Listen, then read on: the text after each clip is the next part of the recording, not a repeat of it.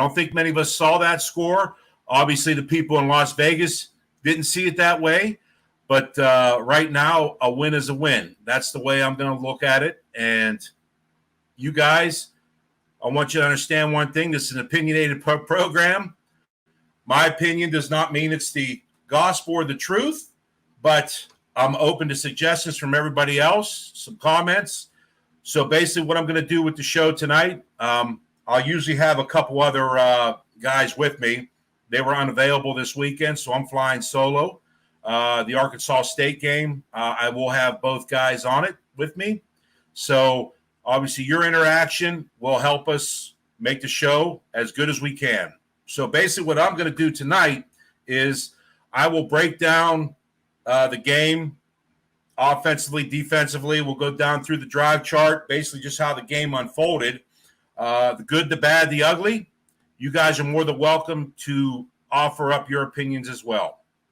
So we'll just go ahead and get started right now. Ohio State came into the game tonight, obviously ranked number 2 in the country. They were, I think, a kickoff 17-point favorites. And we knew there was an elite offense with Ohio State. We all had questions about the defense. I think that got answered tonight a little bit. So we're going to cover that in its own little segment.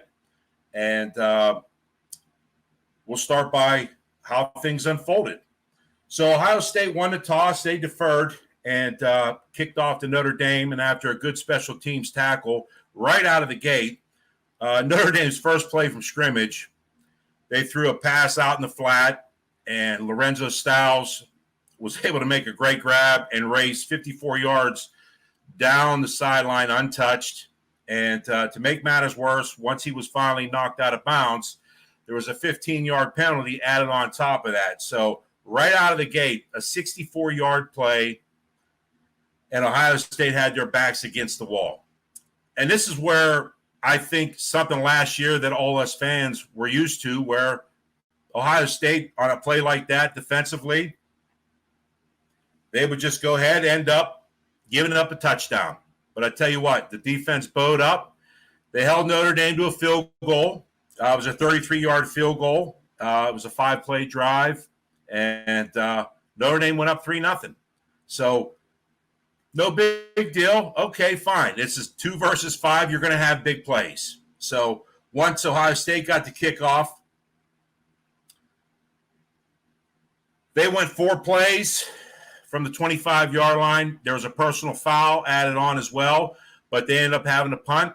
And someone I'm going to bring up a little bit later on here in this show is Jesse Mirko, had a 48-yard punt, pinned Notre Dame back on the 5-yard line. I think Jesse's going to be one of my players of the game, too, to be honest with you. So that's one of the players of the games, no doubt, because Notre Dame really struggled offensively because Ohio State put them in such a bad position offensively, basically through the whole first half. So back to Notre Dame. Again, with the poor field position, Ohio State was able to hold, get them the punt, and that's where Ohio State took advantage of the field position. And from the 46-yard line, they moved methodically down the field, and they hit Emeka Egbuka. C.J. Stroud with a 31-yard pass to Emeka. I tell you what, it was a hell of a pass, too. He threaded the needle right out there in the flat. Emeka turned upfield and was able to race into the end zone for a touchdown. Ohio State 7-3 at that point. Again, Ohio State kicks it off. Notre Dame takes over on their own 25-yard line. 3 plays or 4 plays or so, and it ends in a sack. And I believe it was Mike Hall. He's another guy that we need to talk about here this evening. So I thought Mike Hall played a great game tonight defensively. But, again, we're going to cover that down the road. So right here, finally, Ohio State got a little bit of momentum, up 7-3. And you get the stop. So that's what you want right there. Get the stop. Let's go back on offense. Let's get things moving. And let's go down and add more points.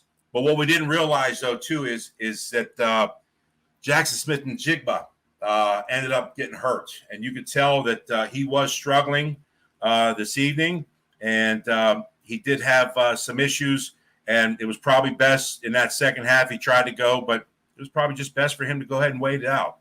We don't know what the seriousness of the injury is, and with Ohio State, they don't give any type of updates on injuries. So we'll be left to speculate on that. We just hope that it's not serious. So Ohio State takes over after a punt from Notre Dame, and then they have to give it right back to Notre Dame. So first quarter ends, Ohio State up 7-3, and things are not going to what we thought probably offensively. Notre Dame was playing very, very well. You have to give the opponents some credit sometimes. To be honest, Notre Dame's defensive plan this evening reminded me of like Northwestern's plan. Just play two deep safeties, keep everything back, keep everything in front of you, and have to make you dink and dunk down the field and have to try to make you run the football. And they were able to sit on routes. You lose Njigba, a great offensive weapon. Marvin Harrison and Emeka Egbuka now have to step up. And to Notre Dame's credit, they did a great job shutting a lot of that stuff down and keeping everything in front of them.